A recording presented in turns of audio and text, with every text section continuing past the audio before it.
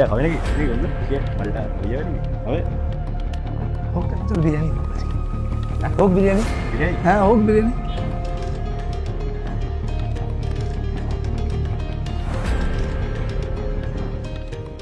তো আমাদের যেটা বলার ছিল যে আমাদের ডিউরিং রিকভারি এই ট্রিগার আছে, যেটা ছোট্ট প্রতিবেদনটা দেখানো হলো যে অনেক সময় ট্রিগার জেগে ওঠে যে আমাদের হাতে পয়সা থাকলেই প্রথম ভালো থাকাকালীন, রিহ্যাব থেকে বেরিয়ে ভালো থাকাকালীন মনে হয় পয়সা থাকলে আবার যদি ওই পুরোনো রাস্তায় যেতে পারা যেত, আবার যদি সেই মস্তিটা পাওয়া যেত, প্রথম এটা হয়। হ্যাঁ হয়তো মানি ট্রিগার করে। এই সব জায়গা থেকে তোমার মতে তুমি কি করে বেরিয়ে এসেছিলে যদি একটু শেয়ার করো।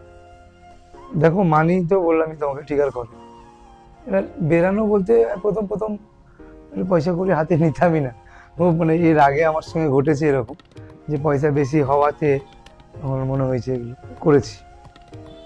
তো সেই সময়গুলো তো করি না, কিন্তু আজকের দিনে ব্যাপারটা খুব ইউজ টু হয়ে গেছে। টাকা পয়সা হাতে থাকলেও টাকা পয়সাটা ভালো কাজের জন্য, ভালো কাজ করবো, কিছু জিনিস কিনবো, কিছু খাবো, কাউকে কিছু দেবো, এটা যে সম্পর্কগুলো ভেঙেছি ইউজ করার চেষ্টা করি টাকাগুলো দিয়ে, যদি সেই সম্পর্কগুলো জোড়া লাগানো যায়, মানে টাকা দিয়ে না, সেই টাকাটা দিয়ে একটা পেন কিনে নিয়ে গেলাম, বা একটা যার যেটা ভালো লাগে একটা কিছু খাবার একটা কিনে দিলাম, বা কখনো কখনো আমার নিজের ভালো লাগে যেটা সেটা কিনলাম, হয়ে যাবে যেটা প্রয়োজন। মানে ইনিশিয়ালি মানে প্রথম যদি আমি বলতে চাই, তাহলে হাতে যতটা পারা যায় টাকা পয়সা কম হ্যান্ডেল, টাকা পয়সা কম, মানে ওটা কারেন্টের মতন কাজ করে, মানে আচ্ছা মানে একদম মানে ম্যাগনেট আয়রন যেরকম হয় ওরকম কাজ করে। টাকা হাতে আসলো মানে ম্যাগনেট, আর নেশাটা আয়রন একসাথে নিয়ে নেয়।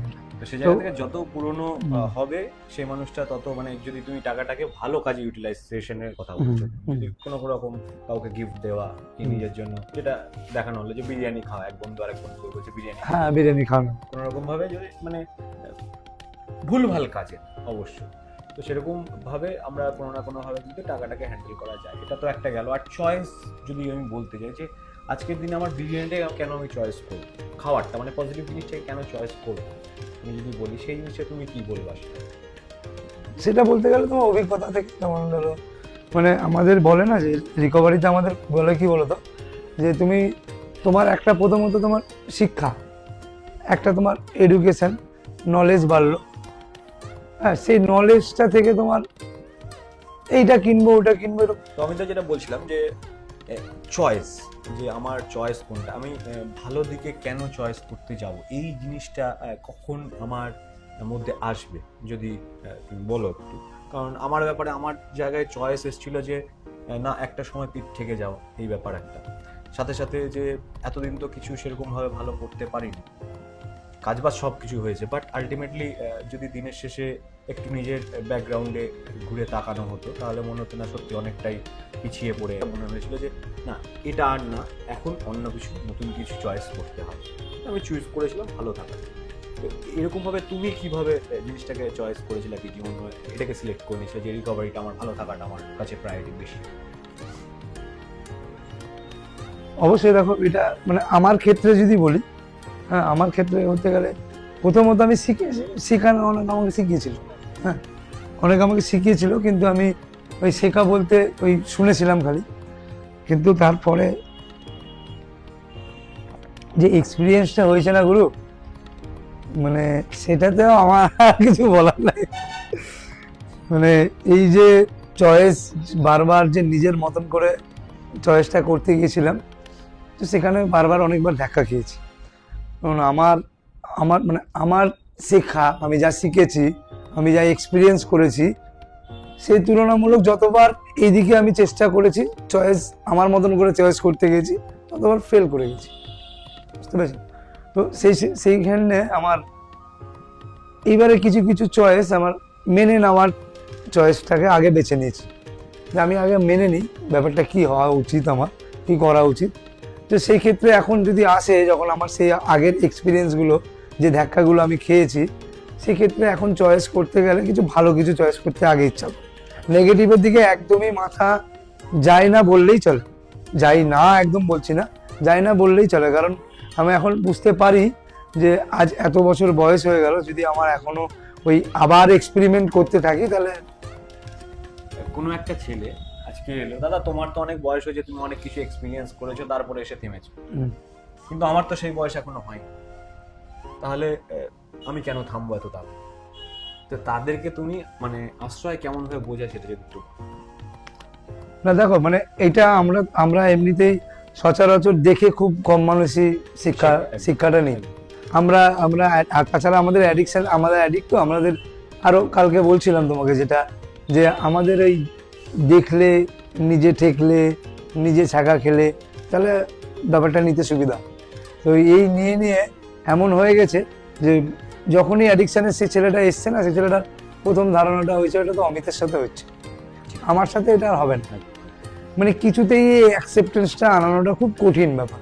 কিন্তু আমরা চেষ্টা করি, যেটা কি বলতো, যেটা আমার জীবনে যা এক্সপিরিয়েন্সগুলো হয়েছে না, সেগুলো তাদের কানে তুলে দাও তাদের, কারণ আমি ওর জীবনের প্রতিটা জিনিস মিলিয়ে দিতে পারবো না, ওর সঙ্গে কি ঘটেছে না ঘটেছে এটা মিলিয়ে দেওয়া আমার দ্বারা সম্ভব না। আমি পুরোটাই বলে দেবো, ও মিলিয়ে নেবে। কারণ যখন একটা জিনিস দেখো, ধরো তোমাকে বললাম যে দার্জিলিংয়ে এই পাহাড়ের জায়গাটাতে খুব সুন্দর একদম দারুণ ভিউ করেছে। তুমি দার্জিলিং গিয়ে থাকলে তুমি শুনতে ইন্টারেস্ট হবে, নাহলে শুনতে কোনো ইন্টারেস্ট নেই। কে দার্জিলিং, কিসের দার্জিলিং, সমস্যাটা এখানে। যেমন হয়ে যায় পুরো এক্সপিরিয়েন্সটা বললাম, ধরো 10টা এক্সপিরিয়েন্স বললাম, তার মধ্যে একটা যদি ওর সঙ্গে মিলে যায় তাহলে আর দুটো শোনার চেষ্টা করবে। ঠিক, এটা একদম সঠিক কথা বলেছো। প্লাস এই জিনিসটাও করে থাকি আমরা অ্যাজ এ আশ্রয় রিপ্রেজেন্টেটিভ হিসেবে, যেটা তুমিও করো ইনফ্যাক্ট, যে তাদের প্রেজেন্ট কন্ডিশনে কি কি হারিয়েছে সেই জিনিসগুলোকে তুলে দেখা, মানে এক কথায় তাদেরকে আয়না দেখা। অনেক সময় কি হয়, যেটা যে প্রথম প্রথম আসার পরে, ইনফ্যাক্ট আমার তোমারও হয়েছিল, যে আমরা মানতে চাই না, আমরা ডিনায়ালে থাকি, না না এগুলো আমার জন্য হয়নি, এগুলো কোনো সংসার পাতি আমার জন্য ভাঙেনি, কোনো রিলেশন আমার জন্য ভাঙেনি, ফল তাদের ছিল। এই ব্যাপারটা তাদের মধ্যে কি আমাদের মধ্যে ছিল, প্রথম প্রথম ইনিশিয়ালি এটা হয়। তো তাদেরকে যদি ধরিয়ে দেওয়া হয় যে ভাই দেখ কি কি হয়েছে তোর সাথে, তোর জীবনে তোর কাজকর্মের জন্য তুই কি কি হারিয়েছিস, যেগুলো হয়তো তোর পাওয়ার কথা ছিল সেগুলো তুই মিস করে গেছিস।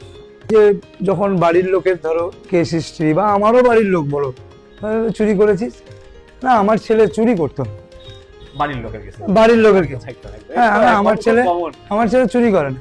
এবং যে ছেলেটাকে জিজ্ঞাসা বলছি ভাই চুরি করেছিস, করে সত্যি চুরি করেনি, কি বলতো, টাকা পয়সা।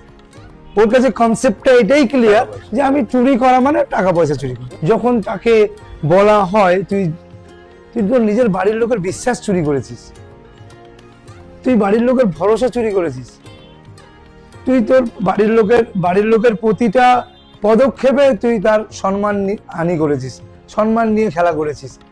এই ব্যাপারগুলো কি বলতো যখন ধরতে পারে না, কারণ আমি এমন কি করেছি আমার জন্য যে আমার বাবার আমার মায়ের সম্মান গেছে, আমি দেখতে পাই না যতক্ষণ না আঙুল দিয়ে দেখানো। একদম। তার আগে পর্যন্ত আমি কি করেছি, আমি কাজবাজ করতাম, আমি আমার মতন নেশা করতাম, আমি তো কাউকে ডিস্টার্বও করতাম না। বোঝা সম্ভব হয়ে উঠছে না যে কিছু না করাতেও কত কি করা হয়ে গেছে।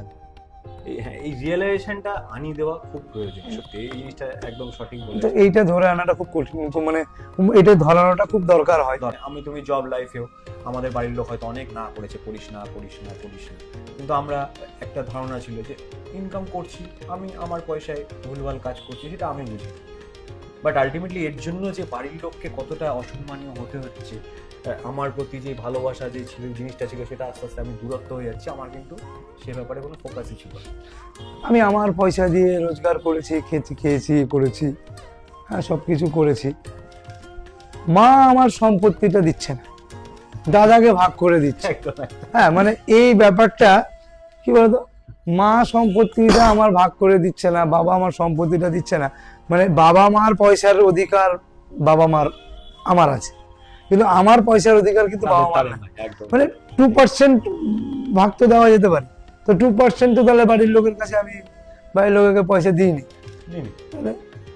এই জিনিসটা রিয়েলাইজ করা যায়, সেই রিয়েলাইজটা যতক্ষণ না ধরানো যায় তখন করা যায় না। আমাদের ধরিয়েছে সেই জায়গা থেকে এখন পরিষ্কার ব্যাপারটা লাগে যে আমার পয়সাটা শুধু আমার পয়সাটা, যদি বাড়ির পয়সাগুলো, যদি বাড়ির সম্পত্তি যদি আমার ভাগ থাকে, তাহলে আমার ইনকাম করা পরিশ্রমিকটাই তো তাদের ভাগ আছে।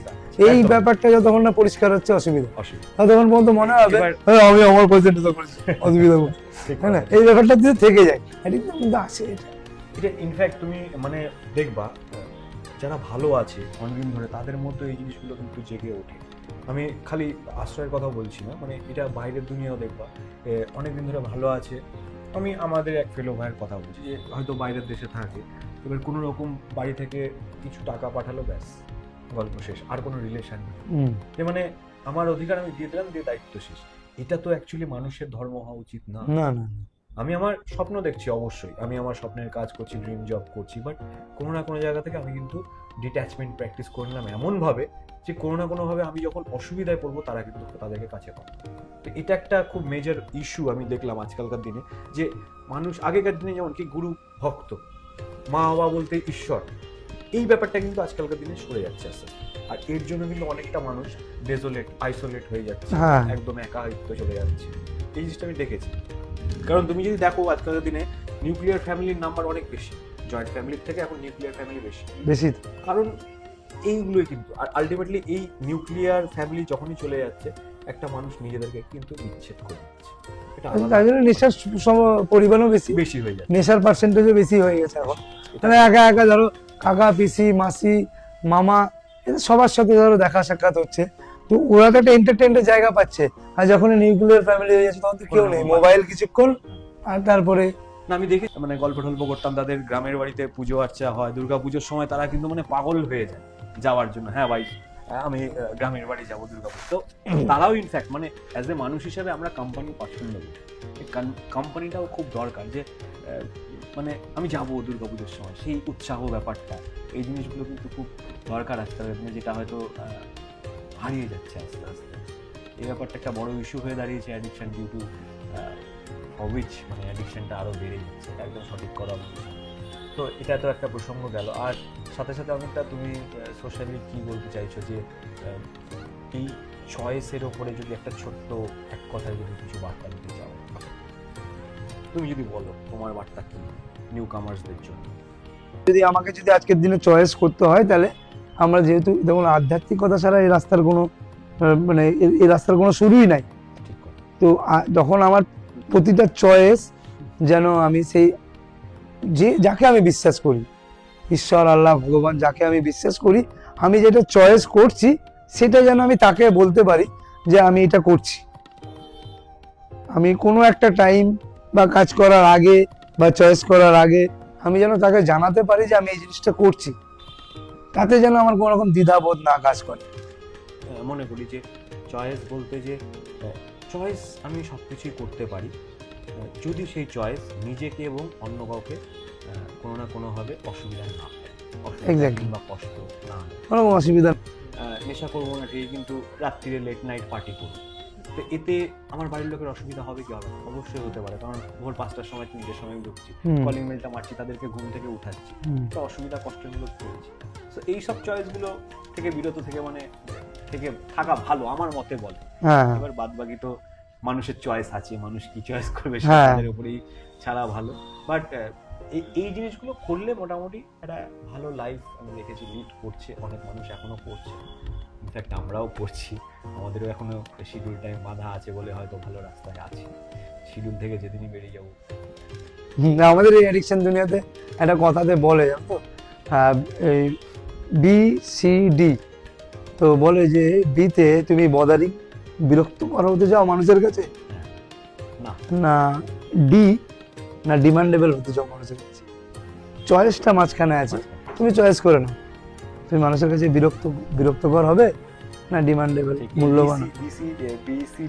সিডিতে আমার একটা কথা মনে হলো, এটা একটা মোটিভেশনাল ভিডিও দেখছিলাম, বি ফর বার্থ আর ডি ফর ডেথ, এই দুটোর উপরে আমাদের কন্ট্রোল হয় না, কন্ট্রোল আছে মাঝখানে শীতে। হ্যাঁ, তো আমার চয়েসটা কি এটার উপরে ডিপেন্ড করে, এটার উপর ডিপেন্ড। আমার ডেথ আর বার্থ তো দুটো কন্ট্রোল নেই, আজকের দিনটা মানে ফোকাসটা আজকের দিনে রাখা।